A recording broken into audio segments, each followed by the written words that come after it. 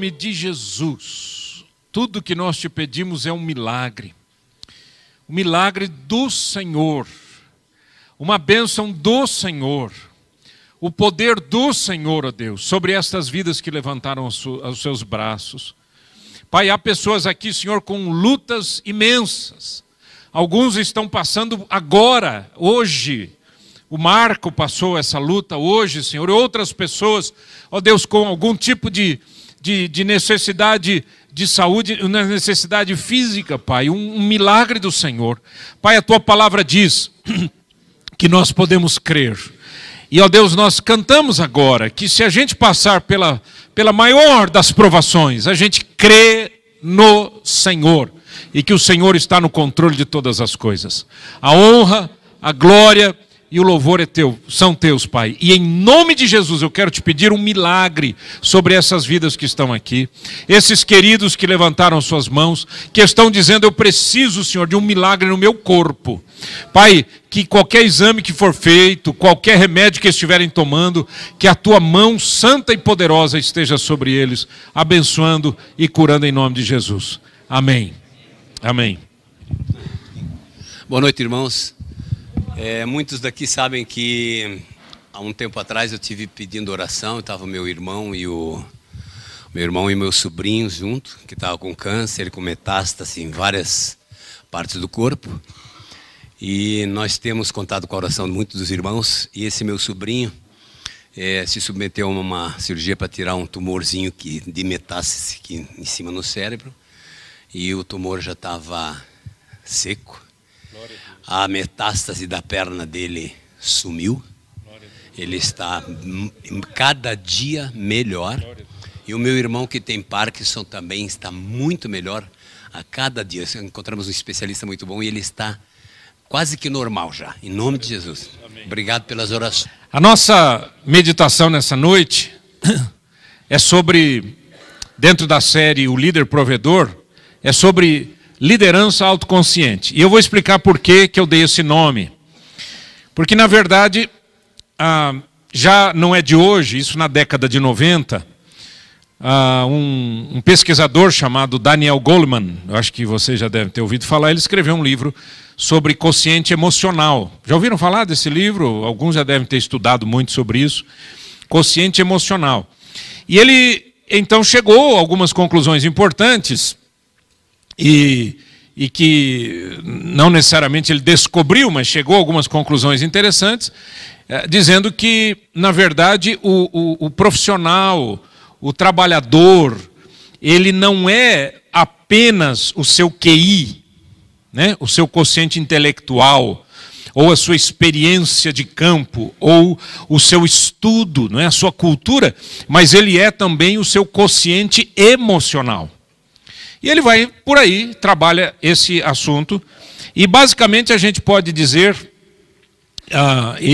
obviamente ele é quem disse isso daqui, que nós temos a autoconsciência, a questão de quem eu sou, o entendimento das minhas emoções, o entendimento do meu humor, né, a autoconsciência, a autopercepção, o autocontrole, a motivação, a empatia e as habilidades sociais, formando então esse quociente emocional. E o que nós vamos fazer a partir de hoje é pegar um ponto de cada vez. E vamos trabalhar esses pontos. Eu procuro não fazer mensagens assim muito continuadas para não criar dificuldade para aqueles que não podem vir. Mas a partir de algumas semanas, alguns meses atrás, nós começamos a colocar os vídeos no nosso portal, no www.holyhour.com.br, e você pode, acessando, você pode assistir as mensagens que você perder, tá bom? E hoje eu quero falar sobre esse primeiro ponto, o ponto da autoconsciência, né, essa autopercepção.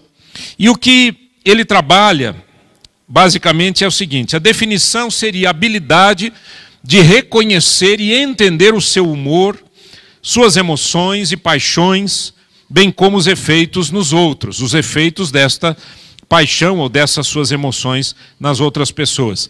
A marca desta pessoa é de autoconfiança, e é de uma autoavaliação realista, mas também com senso de humor. E eu vou dizer para você uma coisa, eu não sei qual é a sua maneira de reagir a tudo isso, mas eu penso que esse é um tópico que só aqui dependeria, a gente já teria que trabalhar bastante tempo, mas eu penso que aqui é um ponto crítico. Porque essa coisa de autoconhecimento e tudo, até a gente vai bem, a gente gosta disso, fala então entenda um pouquinho melhor você, tá legal e tal. Agora faça uma avaliação crítica a seu respeito, a gente não consegue. A gente bloqueia, a gente filtra, e a gente tem dificuldade. E quando alguém faz uma avaliação a nosso respeito, então aí é pior, não é?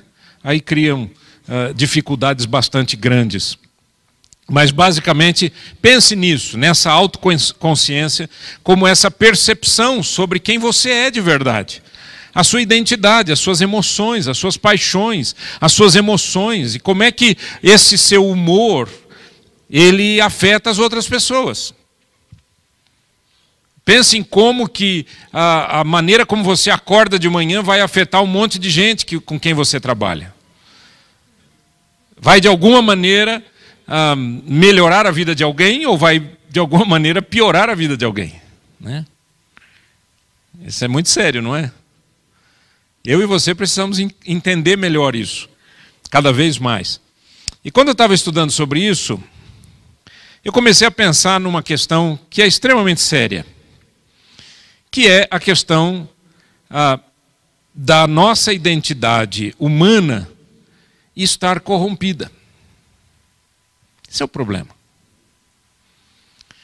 Por mais que a gente diga, olha, você deve se conhecer, você tem isso, você aquilo. E o duro é que a gente, quando vai se conhecer mesmo, de uma forma bem honesta, a gente se depara com algumas coisas que não estão bem. Não é verdade? Eu esqueci de pedir, daqui a pouco vai ter um videozinho com áudio. Eu não sei se você tem um cabinho. Se não tiver um cabinho, só põe o microfone no iPad lá e resolve a situação. Me ajuda nisso, por favor, eu esqueci. Mas a questão da identidade é que a minha identidade, ela está susceptível, ou melhor, a minha natureza pecaminosa, que acaba criando essa confusão na minha identidade, ela está susceptível às tentações. Então você diz assim, olha, eu preciso me conhecer melhor e eu preciso dominar, né? Seria o segundo ponto, né? Eu preciso dominar essas emoções. Eu preciso controlar essas paixões. Eu preciso saber como utilizar o meu humor ou as minhas formas aí, né, de humor. E eu estou falando, gente, eu não estou falando de nenhuma patologia, tá bom? Eu não estou falando de ninguém, nenhuma doença. Eu estou falando do ser humano. E a maior doença, sim, que afeta o ser humano, não é uma doença física e nem emocional, mas é uma doença espiritual. Por isso que eu digo que a natureza humana, ela está susceptível a essas tentações e, consequentemente, a nossa identidade fica completamente confusa. Você já deve ter tentado trabalhar questões emocionais no teu trabalho, ou já fez curso sobre isso, mas sempre chega um ponto ali que você para, né? Porque parece que não dá para continuar. Como é que a gente vai continuar isso? Como é que a gente vai continuar mexendo nisso? Não é? Posso colocar o vídeo? Desculpa, viu, gente? Olha, eu fiquei conversando, comendo quibe. É que eu estava celebrando, né, gente? Tem quibe hoje, teve quibe. Vamos lá, vamos ver se funciona. Some might say I'm only interested in the big things, but that's not the case at all. I love the little white lie. I encourage the second glance at that girl. I hope you take that extra drink. One little compromise. Sometimes that's all I need.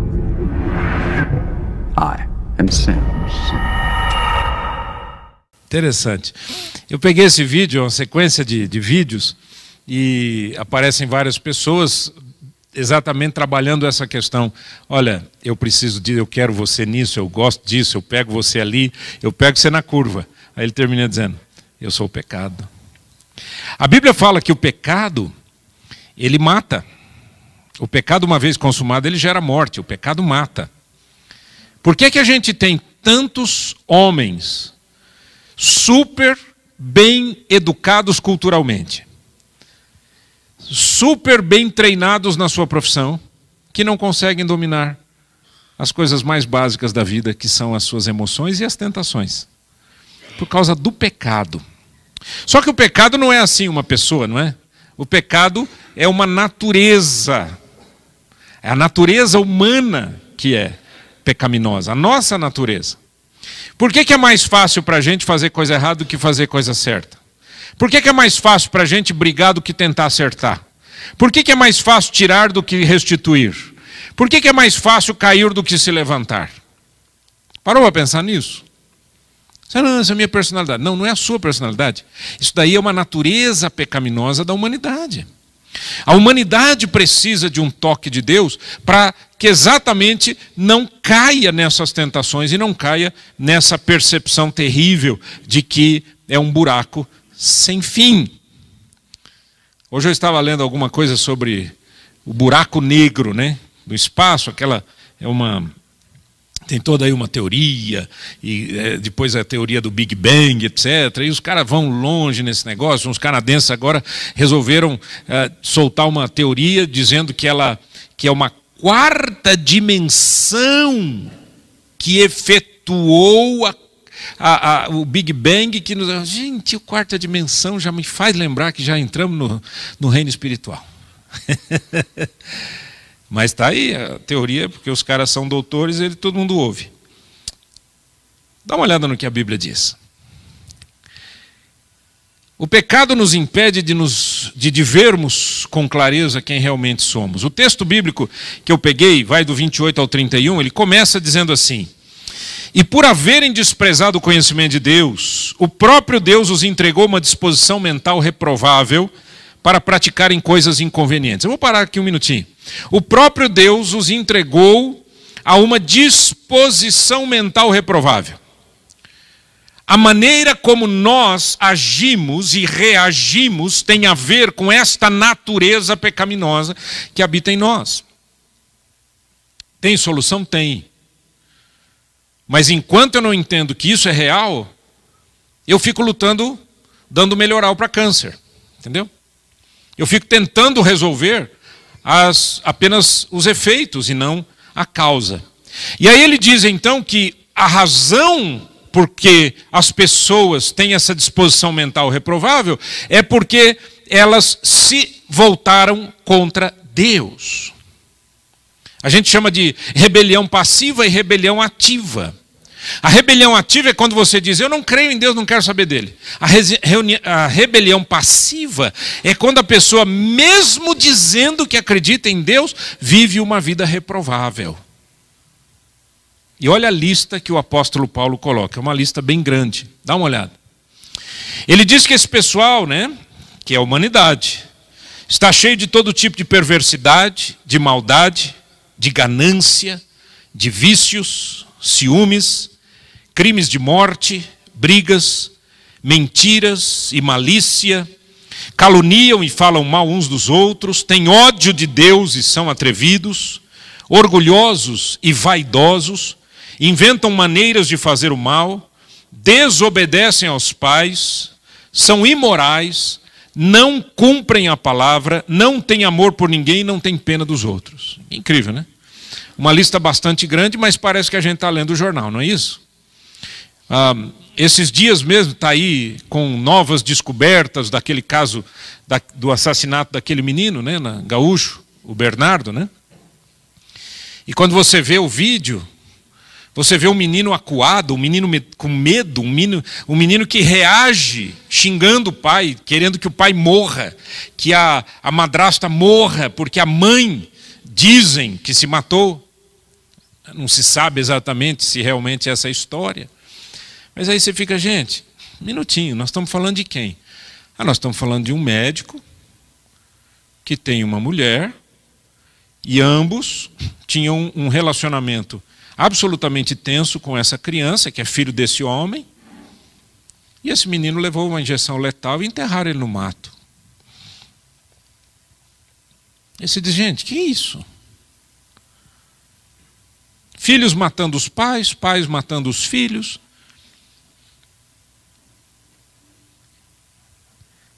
a estatística aqui em Curitiba de mulheres que são vítimas de violência é altíssima. O número de mulheres vítimas de violência é altíssimo. E quem que bate nas mulheres? Os homens. Você sabe por que eu amo trabalhar com vocês? Trabalhar com os homens? Porque eu sei que a gente pode mudar essa história. Eu espero, em nome de Jesus, que nenhum de vocês aqui esteja nessa estatística, mas de alguma maneira nós somos homens. Nós influenciamos outros homens. Nós temos amigos, nós temos filhos, nós temos sobrinhos, nós temos netos. Nós temos companheiros de trabalho, nós temos vizinhos. E nós podemos fazer alguma coisa e muitas vezes nós não fazemos nada. Por que não fazemos nada? Porque de alguma maneira estamos também amarrados com algumas dessas situações. Então, quando o apóstolo Paulo diz, quem despreza o conhecimento de Deus tem uma disposição mental reprovável e passa a praticar tudo isso, o que ele está dizendo é que essas pessoas estão escravizadas. Elas não conseguem sair dessa situação de angústia, de tristeza e de total destruição e autodestruição. Vamos voltar lá para entender um pouquinho de novo aquela questão da definição. A questão da autoconsciência como uma área importante no estudo do quociente emocional. Você entender um pouquinho melhor quem é você. Daí a gente precisa pensar, mas como é que eu faço isso se eu tenho todos aqueles ou alguns daqueles, daquelas situações, aquelas questões inconvenientes? Aí entra a bênção da liberdade que existe em Cristo. Você pode ler comigo? Ele, Jesus, nos libertou do império das trevas e nos transportou para o reino do Filho do seu amor, no qual temos a redenção, a remissão dos pecados. O que Cristo faz, gente, presta atenção aqui. Eu vim hoje à noite, assim, super... com o meu coração cheio de alegria e extremamente desejoso de compartilhar essa mensagem, porque essa é a grande notícia, essa é a melhor notícia de todos os tempos. Muita gente está amarrado, não sabe o que faz porque não tem forças. Muita gente está tomando remédio, não é porque tem uma doença, está tomando um remédio para tentar resolver uma situação que a Bíblia chama de pecado. E pecado só tem um jeito de ter remédio, é libertação. É libertação. A Bíblia diz que Jesus é quem nos liberta.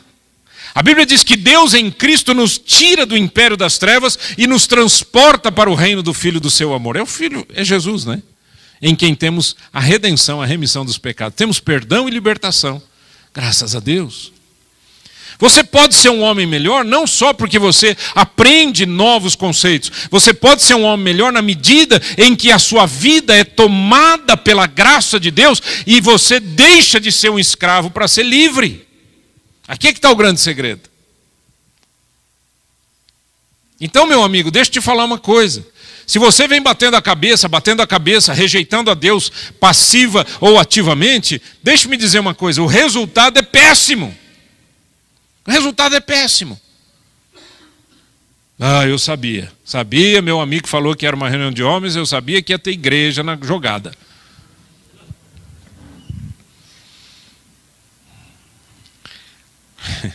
Não é igreja.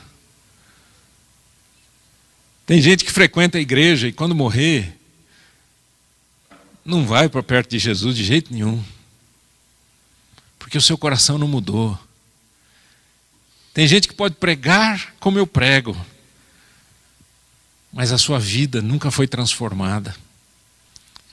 Tem gente que pode até ter um bom casamento, mas dentro de si, aceita quando aquele pecado diz, né? Eu só quero isso, eu gosto daquilo, eu gosto de uma mentirinha, eu gosto do enganozinho, eu gosto quando você dá aquela olhada, aquela segunda olhada, aquela terceira olhada, eu gosto quando você sente coisas que aí vão formigando você para você fazer coisa errada. Eu gosto. Meu nome é pecado. Disse, como é que a gente fica livre dessa encrenca? Só Jesus. Essa é a boa notícia. Por isso que a Bíblia chama isso de boa notícia, evangelho. Essa é a mensagem boa, a mensagem nova, a mensagem que transforma. Deixa eu dizer uma coisa para você. Há uma diferença fundamental entre o que você conhece e o que você vive. Você pode saber tudo isso que eu estou falando de trás para frente, de frente para trás. Mas se você não vive, essas mesmas palavras servirão para acusar você. Deu para entender o que eu quero dizer? Não é o quanto eu sei a respeito de Deus que muda a história. É quanto eu abro a minha vida para declarar a minha necessidade e dependência de Deus. Eu preciso dele. Eu tenho encontrado tanta gente, podia ser tão melhor, mas não é porque continua com uma rebelião no coração, continua rejeitando a Deus. E isso é terrível. Eu quero convidar você para aprender a dizer essa palavra aqui, ó. Passou rápido demais. Desculpa. Essa palavra aí. O que está escrito aí? Amém. Amém. Amém é uma palavra interessante. É uma palavra transliterada do hebraico, direto para o Novo Testamento, para o grego, para o latim, para o inglês, para o português, para o espanhol. O mundo inteiro usa essa palavra, foi simplesmente transliterada. E essa palavra é uma palavra muito interessante, porque ela é muito próxima de uma outra palavra hebraica, amam, que é crer. Assim, a palavra amém quer dizer algo como certamente, verdadeiramente, ou seja, é uma expressão de confiança e convicção. Quando essa palavra é dita no começo de uma frase, ela está afirmando que aquilo que vem depois é verdade. Jesus usava muito isso. Ele dizia, amém, amém. E começava, o que é traduzido para nós, em verdade vos digo. Mas lá está escrito, amém, amém. Quando ela é dita no fim da frase, significa que eu concordo com aquilo que foi dito. Por isso que nós dizemos amém após a oração.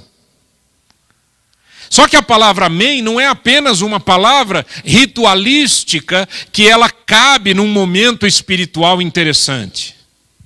Não. A palavra amém ela vai mais longe, porque a palavra amém ela busca uma integração com a fé.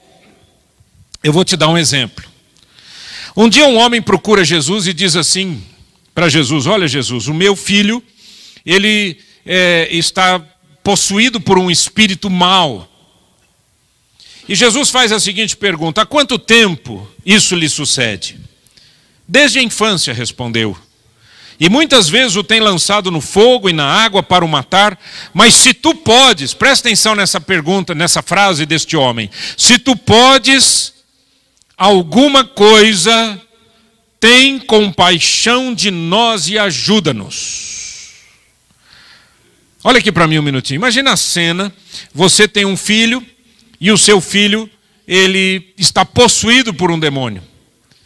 E esse demônio joga essa criança no fogo, joga essa criança na água, é uma criança absolutamente sem alegria, sem vida, sem comunhão, sem interação com você. E ele foi crescendo. Então quando Jesus vê aquele jovem, diz assim, desde quando isso acontece com ele? E o pai diz, desde a infância dele. Mas se tu podes alguma coisa, por favor, faz alguma coisa. Tem compaixão da gente? Olha a resposta de Jesus. Ao que lhe respondeu Jesus, se podes, tudo é possível ao que crê. E imediatamente o pai do menino exclamou com lágrimas, eu creio. Ajuda-me na minha falta de fé. Eu creio. Ele está dizendo aí, eu concordo com o que o Senhor está dizendo. Esse é o amém. Não é o amém simplesmente como uma palavra bonita, dita ao fim de uma frase, mas é a concordância. Quando Deus fala, Ele quer saber se você concorda com o que Ele disse. Quando você diz amém, Senhor, você está dizendo tudo que o Senhor está dizendo, eu não simplesmente concordo, mas eu acredito, eu creio e eu me entrego. Foi por isso que Jesus disse, quando o homem diz assim, se tu podes alguma coisa, faz alguma coisa pelo menino, Jesus joga para ele e diz, mas você pode crer? Porque tudo é possível que crê. Tudo é possível que crê. Tantos homens, gente, estão tão desesperados e desesperançados. Já tentaram de tudo. Terapia sozinho, terapia de casal, terapia com filho, terapia não sei das quantas. Já tentaram resolver as suas angústias da alma com uma coisa, com outra. Não é? Já tentaram na bebida, já tentaram com droga, já tentaram com outras drogas, já tentaram com tudo quanto é jeito. O cara fala, eu estou infeliz, aí ele troca de mulher, aí ele troca de novo, depois ele troca de novo, depois ele troca de novo, aí dá desespero, aí ele quer voltar para a mulher dele está desesperada, aquela encrenca toda. Os filhos não sabem se acreditam no pai. Tem muitos jovens que não sabem se acreditam no pai porque o pai mente. E não mente no trabalho, mente para eles, mente para os filhos, mente e continua mentindo. São aquelas coisas inconvenientes que Paulo fala. Se você pode crer, tudo é possível ao que crê. Eu quero convidar você, nessa noite, a dizer um amém. Não agora, não precisa dizer amém agora. Não é isso que eu quero. Eu não quero ouvir um amém da sua boca. Eu quero convidar você a dizer para Deus, Deus, por causa do teu filho Jesus, eu decido entregar tudo. Eu não tenho solução. Nem para o meu filho, nem para a minha esposa, nem para o meu trabalho. Eu não tenho solução para o meu país. Eu não tenho solução para a minha cidade. Pense. Como é que eu posso ter uma consciência plena da minha realidade emocional e espiritual? Como é que eu posso ter? E a Bíblia me dá um versículo que me ensina duas coisas importantes. Leia comigo 2 Coríntios 5,17, por favor. E assim, se alguém está em Cristo, é nova criatura. As coisas antigas já passaram e eis que se fizeram novas. Duas questões importantes. Primeira, ele diz estar em Cristo. E a segunda, ele diz uma mudança de vida. Primeiro, é preciso estar em Cristo para ter uma mudança de vida.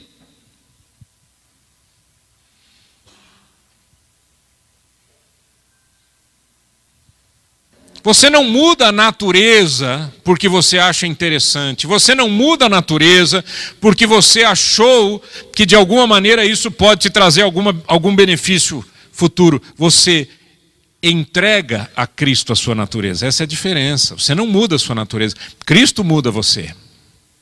Está afim? Hoje a nossa mensagem não é aquela mensagem que a gente ri o tempo todo. Hoje a nossa mensagem é aquela que a gente chora o tempo todo. Porque a gente descobre que muitas vezes o que a gente diz não condiz com a realidade. Que aquilo que a gente declara como sendo fé, nada mais é do que uma religiosidade aprendida. Aquilo que a gente declara como oração, nada mais é do que um discurso, tentando ensinar para Deus aquilo que você está passando. Às vezes eu ouço algumas orações, eu não tenho que ouvir oração, porque eu não sou Deus. Quem ouve oração é Deus, quem está interessado na sua oração é Deus, não sou eu. Mas a gente ouve que a pessoa faz oração em voz alta, não é? E tem gente que faz oração como se estivesse batendo um papo, tomando com um amigo. Sabe? Eu estou numa situação difícil. E o senhor sabe que amanhã, às 8 horas, eu tenho aquela reunião. E naquela reunião nós vamos discutir isso. Isso é oração? Ou é informação jornalística para Deus? Você não precisa dizer para Deus o que ele já sabe. Oração é quando você diz assim, Senhor, eu sou um miserável pecador. E o senhor sabe daquela reunião? Se a tua graça não estiver comigo, eu não vou conseguir viver e eu não vou conseguir resolver nada. Eu preciso de um milagre. Eu preciso da ação do teu Espírito na minha vida. Eu preciso que o Senhor mude a minha história, mude o meu jeito de pensar, mude, Senhor, o meu humor. O Daniel Goleman diz que um cara pode ser super inteligente, etc., mas se ele não tiver um controle do seu mau humor, dos seus níveis emocionais, ele não consegue nada na vida, ele não tem sucesso. E não tem mesmo. Quem é que suporta um cara amargo? Quem é que aguenta um cara nervosinho? O tempo todo tá com aquela veia do pescoço pulando para fora? Coisa horrível, você olha para o cara assim, o cara já está vermelho. Às vezes a pinga faz isso, mas o cara está vermelho às vezes é porque o coração dele não mudou. Não mudou. Como é que está o seu coração? Paulo diz assim em Gálatas 5:1, para a liberdade foi que Cristo nos libertou. Que eu gosto disso. Para a liberdade e não para a libertinagem. Para a liberdade foi que Cristo nos libertou. Permanecei, pois, firmes e não vos submetais de novo ao jugo da escravidão. A fé cristã, gente, é vida, não é morte. Fé cristã é diária, não é de fim de semana. Fé cristã não é o quanto eu faço pela minha igreja. Não. Fé cristã é o quanto Cristo tem no meu coração. Porque tem gente que trabalha na igreja por desencargo de consciência. Ou muitas vezes por culpa. Igual o pai que chega de uma viagem e compra um presente caro para o filho. E o filho olha e diz assim, que é isso? Ai, papai te ama. Se me amasse, você ficava comigo. Eu não quero teu brinquedo, eu não quero teu dinheiro. Não? Como é que está seu coração? Enquanto eu estava lembrando dessa mensagem, estudando essa mensagem para trazer para você essa meditação, eu me lembrei de um homem que inspirou a minha vida. Esse homem já passou dos 90 anos, já está indo para os quase 100 anos. Logo, logo a gente vai ficar sabendo que ele está morando no céu, se ele já não faleceu. O nome dele era um jovem da zona rural dos Estados Unidos, que um dia, numa igrejinha rural, ouviu essa mensagem parecida com essa e disse, eu preciso desse Jesus que transforma e liberta. O nome dele é Billy Graham. E eu quero convidar você a fazer parte de uma multidão, fazer parte de uma multidão, e essa multidão dizer, eu quero. Põe no último slide para mim aí, no Billy Graham lá. Não é o último slide da sequência não, é só aquela imagem que apagou sem querer. Aí, obrigado. Billy Graham pregou pelo mundo inteiro. Um homem que tinha uma palavra forte, sempre uma palavra contundente. Ele atraía milhares e milhares e milhares, ele atraiu milhões de pessoas. Até hoje, quando fala no nome dele, todo mundo que realmente respeita o Evangelho sabe que ele sempre foi um homem direito, um homem sério. Nunca se ouviu falar que ele desviou dinheiro ou que ele dormiu com a secretária. Era um homem que vivia o que pregava. Sua esposa já faleceu, ele está bem velhinho. Seu filho tem sido um pregador, a sua filha tem sido pregadora do Evangelho de Jesus Cristo e eles continuam levando milhares e milhões de pessoas a Cristo. E eu quero convidar você hoje à noite a dizer amém. Não a mim, amém a Cristo. Para a liberdade que Cristo nos libertou. Fecha os teus olhos, fecha os teus olhos. Não existe vida sem Cristo. O apóstolo João disse, aquele que tem o Filho tem a vida. Aquele que não tem o Filho de Deus não tem a vida.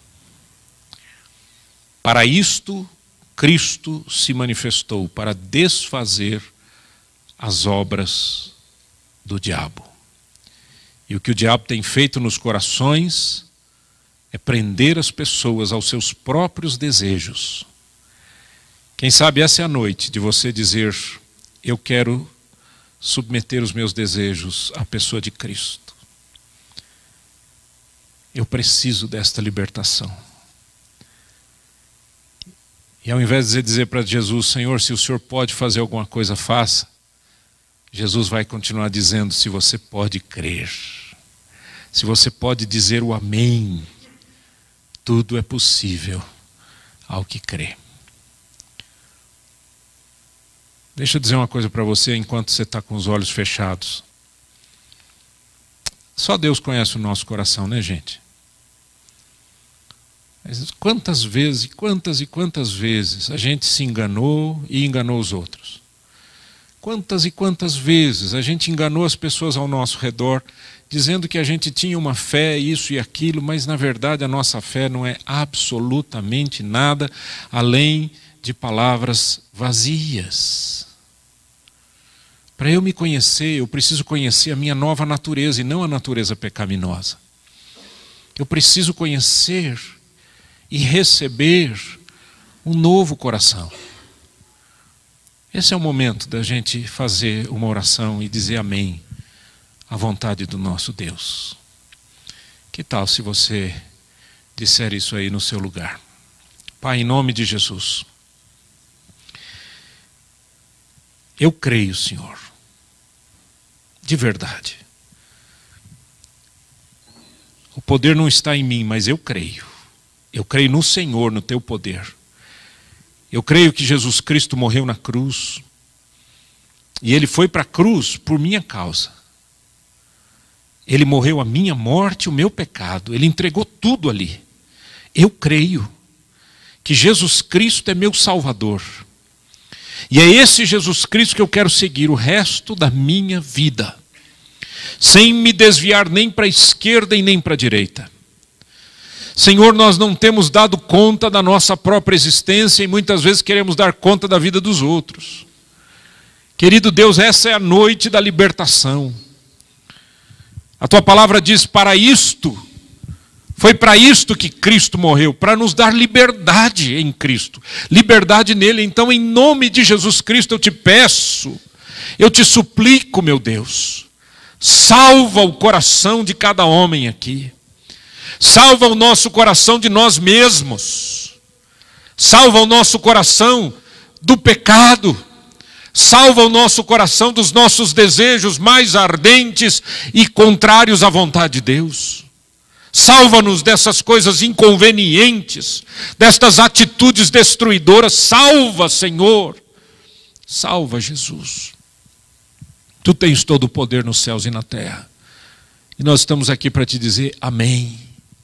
Amém a Jesus Cristo, amém ao Pai, ao Filho e ao Espírito Santo. Amém a uma vida nova em Cristo Jesus, amém. É isso que eu quero. E eu quero dizer amém no fim da tua palavra, Senhor. E eu quero dizer amém no início da minha palavra. Porque a mentira não vai mais ter lugar. A falsidade não terá mais espaço. O engano é destruído pelo poder do sangue de Jesus Cristo que foi derramado naquela cruz 2000 anos atrás. Querido Deus, transforma o meu coração e o coração de cada homem aqui presente num coração segundo o teu coração. Em nome de Jesus. Amém.